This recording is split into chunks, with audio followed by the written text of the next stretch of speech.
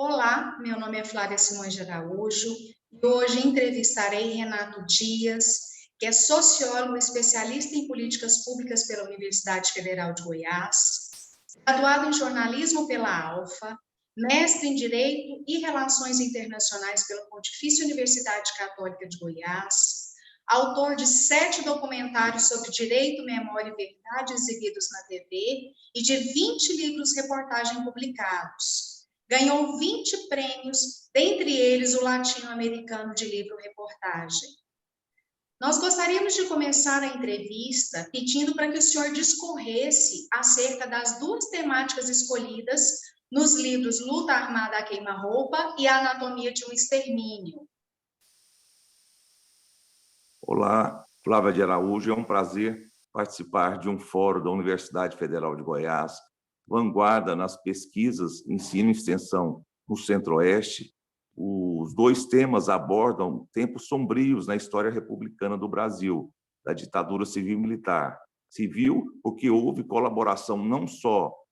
das Forças Armadas, das polícias estaduais, da Polícia Federal, assim como da CNBB, da OAB, da ABI, dos conglomerados de comunicação, do capital, dos Estados Unidos e, particularmente, do núcleo duro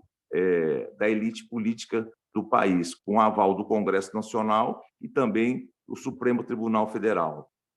O golpe, depois do presidente da República, João Belchior Marques Goulart, o nacional estatista, em sua versão trabalhista, e, sobretudo,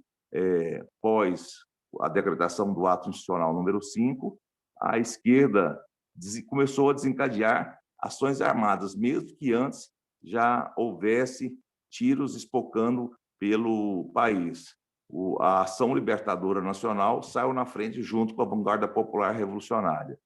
A Anatomia de um Extermínio, a biografia não autorizada do Molipo, 400 páginas, prêmio latino-americano de jornalismo em direitos humanos para livro-reportagem, aborda a história de um grupo que abriu uma dissidência na Ação Libertadora Nacional, que havia sido criada pelo ex-deputado federal constituinte eleito em 2 de outubro de 1945, Carlos Marighella, morto em 4 de novembro de 1969, Alameda Casa Branca, São Paulo, em uma operação que mobilizou 57 homens e mulheres sob o comando do delegado do DOP, Sérgio Paranhos Fleury, e que completou ontem 52 anos, com a celeuma sob o filme de Wagner Moura, com o protagonismo de Seu Jorge no papel de Carlos Marighella, e que remonta aos anos de chumbo. Esse livro remonta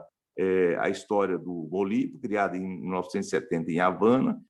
por 28 militantes, boa parte retornou ao Brasil, sendo 19 exterminados, executados a sangue frio e boa parte com seus restos mortais desaparecidos, ou seja, não entregues à família até hoje, o que impede a evolução da justiça de transição e mesmo a consolidação do luto, que é um direito imaterial,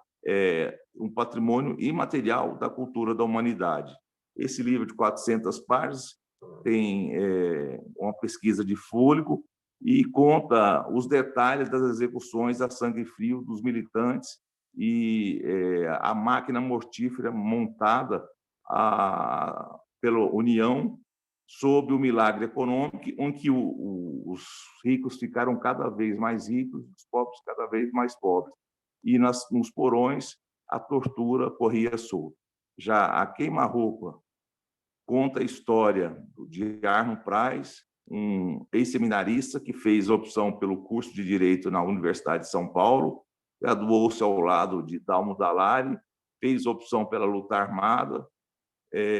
participou, junto com um grupo de solidariedade na Argentina, no aeroporto de Ezeiza, em Buenos Aires, do desvio de um avião que veio do Rio de Janeiro para o Chile, para Havana, Cuba, onde chegaram no dia 5 de novembro de 1969 para treinamento de guerrilha e, ao mesmo tempo, com o projeto de retomar a luta no Brasil para derrubar a ditadura civil-militar, uma noite que durou 21 anos, como apontam Flávio Tavares e Camilo Tavares, e que deixou um legado até hoje presente no Brasil. Basta ver a escalada autoritária no país, o protagonismo das Forças Armadas, desde 15 de novembro de 1889, a revolta dos tenentes em 1922, a escalada autoritária de Arthur Bernardes, de 22 a 26, a Revolução de 30, em 1930, que, na verdade, foi um movimento político-militar de 1930, o Estado Novo de 1937, com graves violações de direitos humanos, a tentativa e a deposição de Getúlio Vargas em outubro de 1945, assim como a tentativa de impedimento em 11 de novembro da posse de JK, a revolta de Jacareacanga, em 56, a revolta de Araguá, em 59, a renúncia de Jânio Quadros e a tentativa de impedimento da posse de João Belchior Marques Goulart, em setembro de 61, com o arremedo de democracia, que seria o parlamentarismo, o golpe de Estado Civil e Militar de 1964, com a participação da sociedade civil, como o Congresso Nacional, o Supremo Tribunal Federal, a ABI, a OAB, os conglomerados de comunicação, os principais veículos de comunicação da época, Diários Associados, o Globo, Revista Manchete, assim como também da Marcha da Família com Deus, que houve em São Paulo no dia 19 de março e em Goiânia no dia 2 de abril.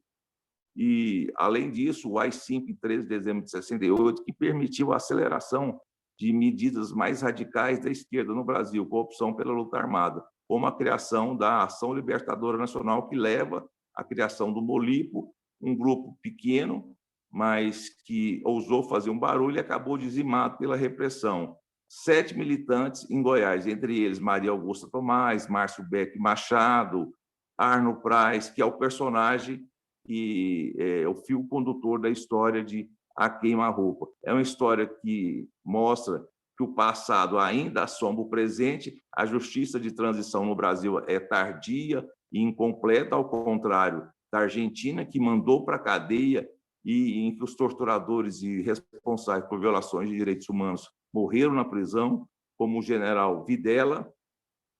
e mesmo no Chile e no Uruguai, em que a justiça de transição transcorreu de forma normal, na África do Sul, na Grécia. O exemplo do Brasil, de triste lembrança, é a Espanha, que até hoje purga os males do franquismo, ou seja, as milhares, centenas de milhares de mortes comandadas pelos conservadores do coronel generalíssimo Francisco Franco. Senhor Renato, a comissão organizadora do 12º Seminário Internacional Pensar Direitos Humanos da Universidade Federal de Goiás e 6º Seminário do Coletivo Rosa Parks, em primeiro lugar, parabeniza pela contribuição à área do conhecimento exposta nessas duas obras tão importantes para a história do Brasil e agradece imensamente a escolha desse evento para a publicação delas. Eu que agradeço e estamos sempre abertos a dialogar não só com a universidade, mas com a sociedade civil, para que o passado não se repita nunca mais. Muito obrigada. Obrigado, agradeço.